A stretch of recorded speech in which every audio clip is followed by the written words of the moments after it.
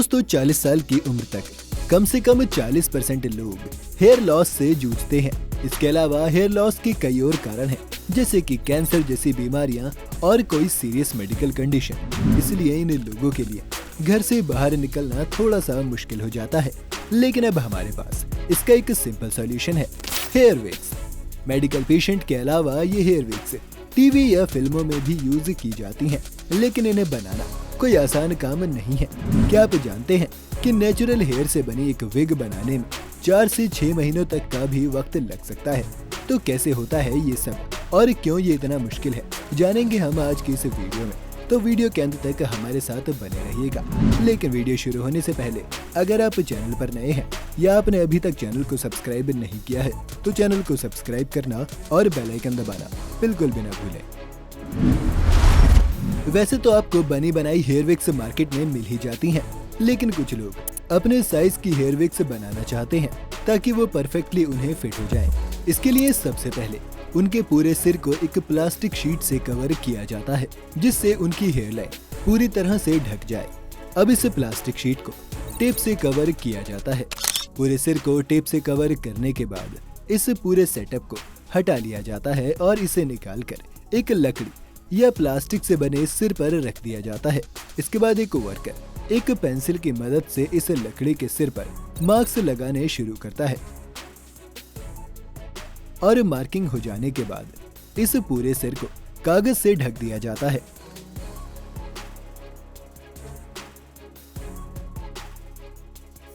कागज से ढकने पर आगे की प्रोसेस में विग मेकर्स की आंखों में रिफ्लेक्शन नहीं पड़ती और वो अपना काम अच्छे से कर पाते हैं।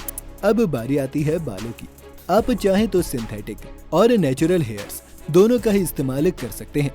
नेचुरल हेयर्स वो होते हैं जो लोग डोनेट करते हैं या फिर जिन्हें खरीद कर लाया जाता है, लेकिन इस सभी बालों का इस्तेमाल विग्स बनाने के लिए नहीं किया जा सकता। इसलिए जब ये हेयर्स फैक्ट्री में आते हैं तो इनकी छटाई शुरू होने लगती है।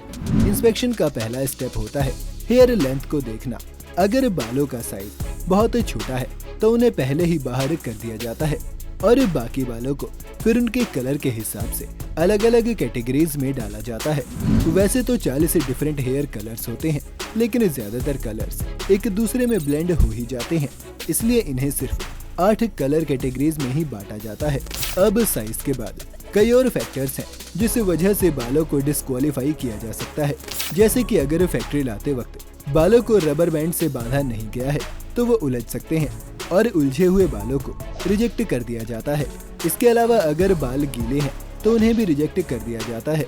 इस पूरी सॉर्टिंग में इन लोगों को 50 से 60 घंटे का लंबा वक्त लग जाता है। बालों को जब अलग कर लिया जाता है तब विग मेकिंग प्रोसेस सही मायनों में शुरू होती है और इसका पहला स्टेप शुरू होता है इस डिवाइस के साथ, जिसे हैकल कहते हैं। हैकल एक वुडन कंघी है जिसमें कीलें लगी हुई हैं। इस स्टेज में एक वर्कर बालों के एक गुच्छे को बार बार इस हैकल से पास करवाता है ताकि इसमें जो कमजोर स्ट्रैंड्स हैं वो हैकल पर ही रह जाए। इस प्रोसेस को बार बार रिपीट करने से करीब 10 से 60% तक बाल अलग हो जाते हैं और किसी काम के नहीं रहते।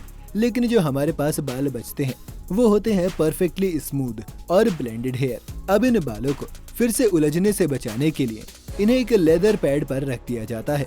आप देख पा रहे होंगे कि इस लेदर पैड पर भी कुछ मेटल पिन्स हैं जो इन हेयर्स को पकड़ कर रखती हैं। अब ऐसे ही एक और लेदर पैड इसके ऊपर रख दिया जाता है और ये आपस में लॉक हो जाते हैं। अब ये बाल विग मेकर्स के पास आगे भेज दिए जाते हैं। अब विग मेकिंग सेक्शन में हम पहुंचते हैं, जहां हमने जो विग कैप्स बनाई थी उन पर इन बालों को लगाया जाएगा। इन बालों को विग कैप्स पर लगाने के लिए एक सुई या हुक की मदद ली जाती है।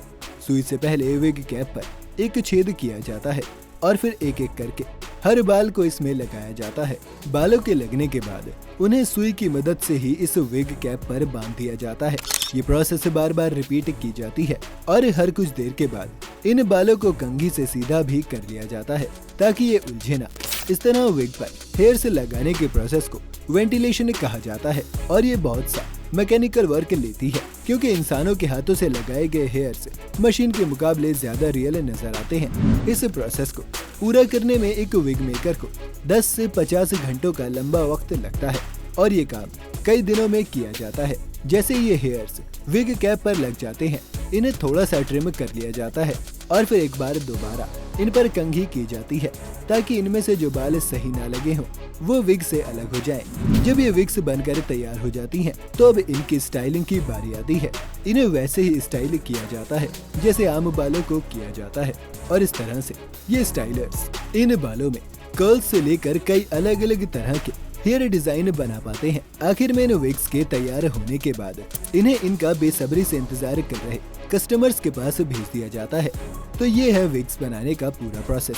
इसे देखने के बाद अब आप शायद समझ गए होंगे कि गलियों में कंघी वाले बाल खरीदने वाला आदमी क्यों आता है, क्योंकि वो सभी बाल हेयर विग्स बनाने के लिए यूज किए जाते हैं। ये प्रोसेस देखने में बहुत ही सिंपल है, लेकिन इसमें कई सौ घंटों की मेहनत शामिल है।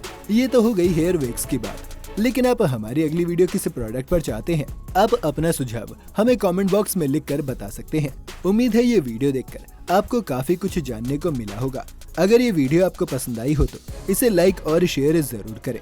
साथ ही अगर आप चैनल पर नए हैं या आपने अभी तक चैनल को सब्सक्राइब नहीं किया है तो चैनल को सब्सक्राइब करना और बेल आइकन दबाना बिल्कुल भी न भूलें।